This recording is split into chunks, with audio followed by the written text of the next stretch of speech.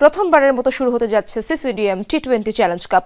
মূলত ঢাকা প্রথম বিভাগ ক্রিকেট লিগের 2025-26 মৌসুমে অংশগ্রহণ করার 8টি ক্লাবের খেলোয়াড়দের প্রতিযোগিতামূলক খেলার সুযোগ করে দিতেই এই বিশেষ উদ্যোগ নেওয়া হয়েছে। গতকাল দুপুর 1:30টায় মিরপুর শেরে বাংলা জাতীয় ক্রিকেট স্টেডিয়ামের একাডেমির সামনে এই টুর্নামেন্টের ট্রফি উন্মোচন করা হয়।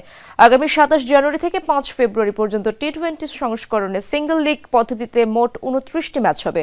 অংশগ্রহণকারী দল 8টি। লিগ পর্বের সর্বোচ্চ পয়েন্ট অর্জনকারী শীর্ষ দুটি দল সরাসরি ফাইনালে মুখোমুখি হবে। টুর্নামেন্টের যাবতীয় খরচ সিসিডিএম বহন করবে। প্রতিটি দলে 15 জন খেলোয়াড়, একজন স্ট্যান্ডবাই এবং কোচিং স্টাফ সহ মোট 20 জন সদস্য থাকবেন। এই আয়োজনের নেতৃত্বে রয়েছেন বিসিবির সহসভাপতি ফারুক আহমেদ এবং সিসিডিএম চেয়ারম্যান আদনান রহমান দীপন। ডেফিনেটলি যদি সবাই খেলতো, পরিবেশ পরিস্থিতি অনেক সুন্দর হইতো, আমাদের মেন্টাল স্যাটিসফ্যাকশনটাও থাকতো। অন্তত এইটা বলতে পারতেছি যে we kept up to our commitments. ওইটাই আজকে ধরেন এই ট্রফি উন্মোচন করতেছি, 8টা টিমের ক্যাপ্টেন দাঁড়ায় আছে।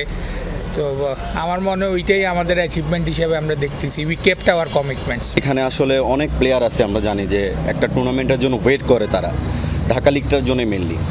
এখন আনফর্চুনেটলি যেহেতু হয় নাই, তো এখন এটাই আমাদের খেলতে হচ্ছে। যেহেতু আমরা ঢাকা লিগটা খেলি 50 ওভার ম্যাচ, তো এখন এটা টি-20, তবুও একটা কাভার আপের জন্য যতটুকু কাভার আপ করা যায় নিজেদের। আমাদের ভাইয়ের ভিতরে একটা ক্ল্যাশ সৃষ্টি হয়েছিল এই ঢাকা লিগটার মাধ্যমে। আমার মনে হয় যে ক্রিকেট বোর্ড যে ক্লিয়ারলি একটা ভালো কনসেপ্ট নিয়ে কাজগুলো করতে পারছে, ওরকম কোনো কিছু হয়নি।